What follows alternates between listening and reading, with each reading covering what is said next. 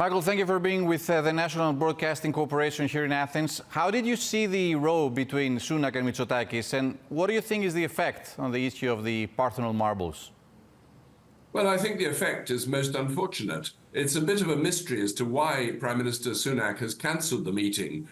He obviously wanted to discuss various things. The Parthenon marbles is obviously the main issue for the Greek government, but there are plenty of other things to discuss. And it seems a diplomatic mistake. It's discourteous to Greece, and I think it's going to be a big setback in what looked as though it was going to be a satisfactory arrangement for both sides.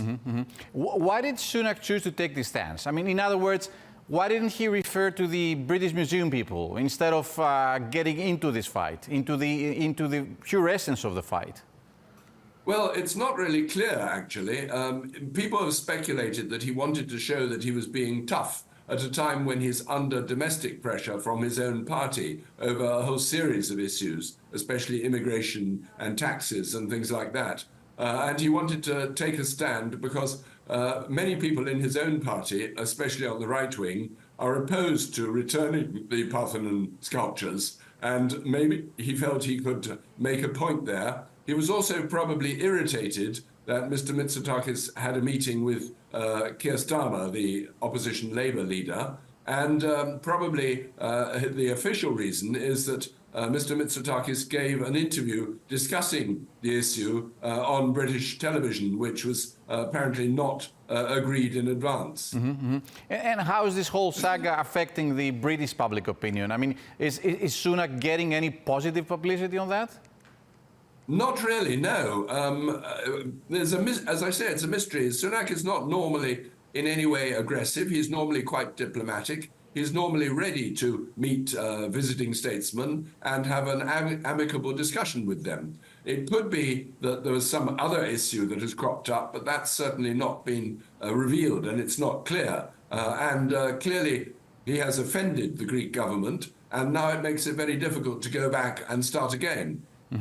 In a sense, do you find that recently the public's view towards the issue of the Parthenon marbles have shifted favoring the Greek side? I mean, I know your newspaper, The Times, which is a conservative newspaper, has taken a very specific, straightforward stance on the issue.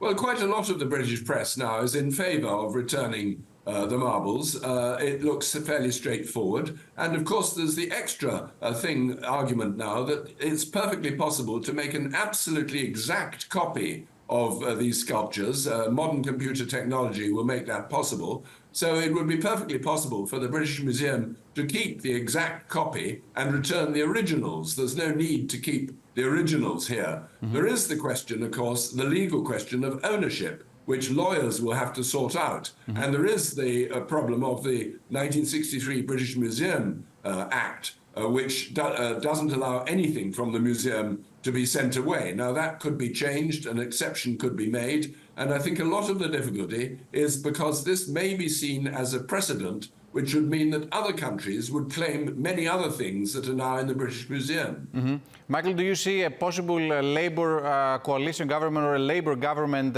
in 2025 changing views on the issue? Well, Keir Starmer has said he's not going to change this act, which means that the British Museum was not allowed to give stuff away. But there may be a way around it. Certainly a permanent loan, which would be more or less returning them, might be possible. And Starmer said he would not stand in the way of any agreement that could be reached. The chairman of the British Museum, George Osborne, is a former finance minister in Britain, just like Rishis Soonak is, a former conservative finance minister. And he is eager to settle this. But there is a lot of argument about the legal status of it. I'm sure clever lawyers can find a way around that. And are you optimistic about the deal, maybe in a year or so? Yeah, a year or so might be possible. I mean, it's fairly sure that there will be a Labour government by then. I mean, we don't know, but it seems likely. And I think they would be more open to reaching an agreement. It's a stupid argument that doesn't help Britain's overall relations with Greece, which of course are important for all sorts of reasons. We're both members of NATO. We're in we're close relations on a whole series of defense and security and foreign policy Right. issues. Michael, thank you very much for being with the National Broadcasting Corporation here in Athens. Thank you. Thank you.